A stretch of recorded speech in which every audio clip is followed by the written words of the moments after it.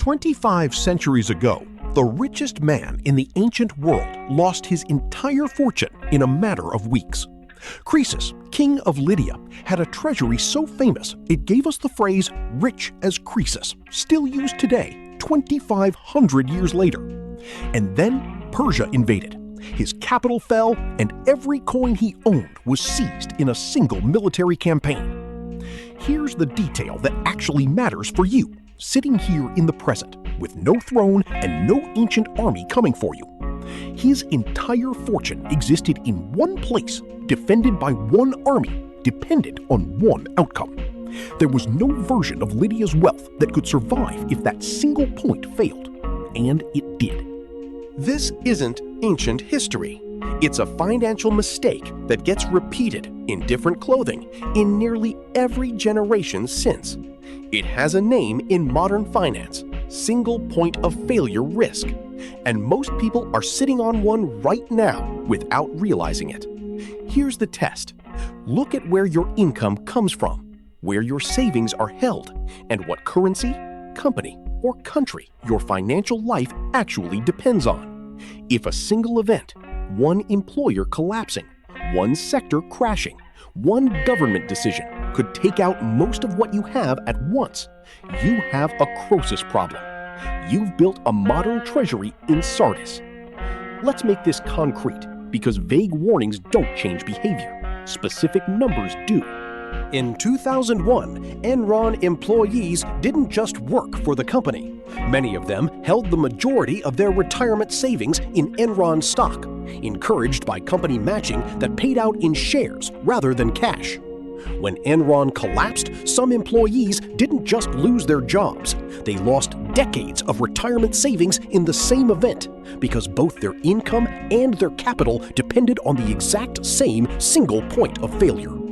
Estimates from the time put the losses to employee retirement accounts in the billions of dollars, wiped out largely in a matter of months.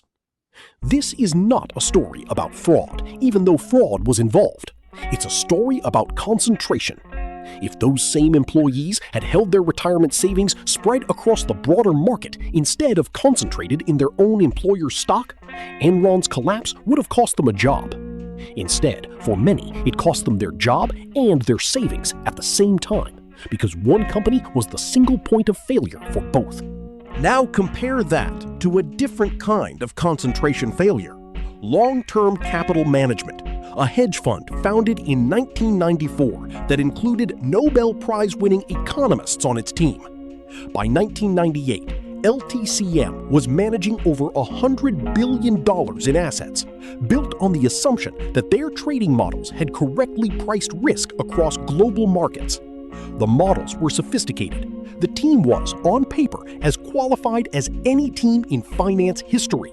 And the fund still lost roughly $4.5 billion in a matter of weeks when Russia defaulted on its debt and global markets moved in ways their models hadn't accounted for.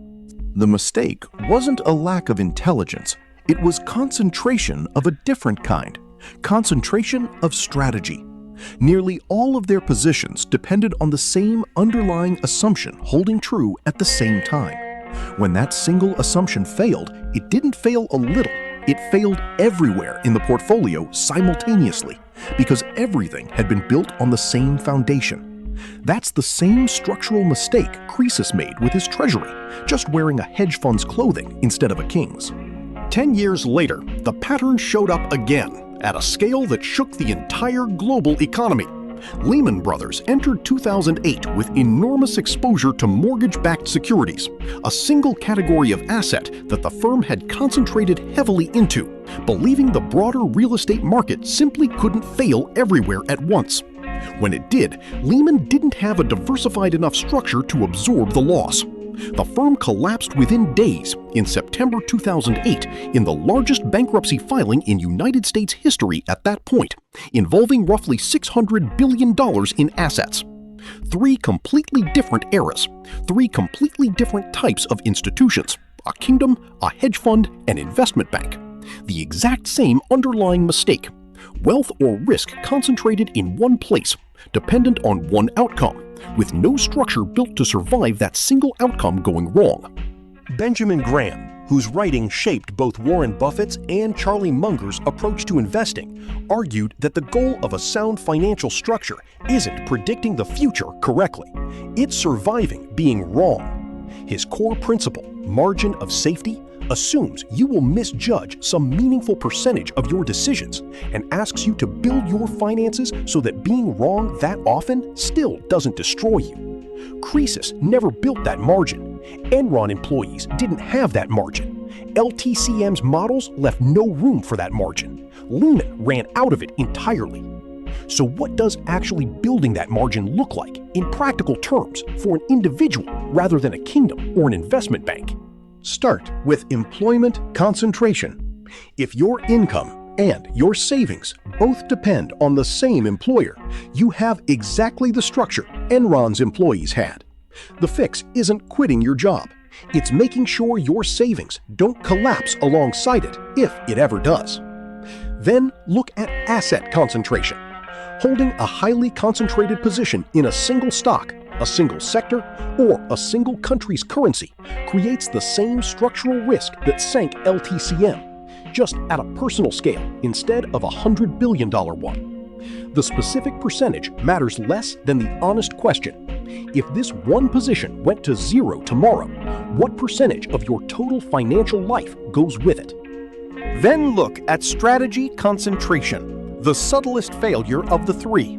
This is what actually took down LTCM. Not a bad asset, a bad shared assumption running through every position at once. If every investment you hold is making the same underlying bet, rates staying low, one country's growth continuing, one industry's dominance persisting, you haven't diversified by holding different assets. You've just spread the same single bet across more paperwork. None of this requires predicting the next crisis correctly. Croesus didn't need to know exactly how a war with Persia would unfold. He needed a structure where losing that one war didn't mean losing every asset he owned in the same afternoon. Enron employees didn't need to predict the exact fraud.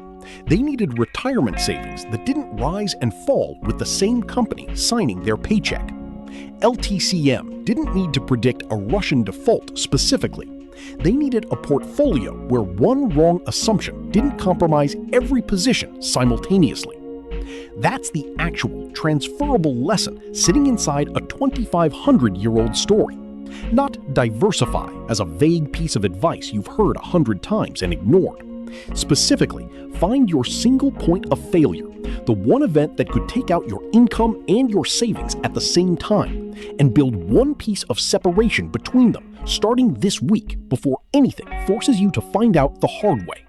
Because the ending is always the same, whether it's a kingdom, a hedge fund, or a bank account. The fall isn't slow, it's fast, it's total, and it happens exactly at the point nobody built any separation.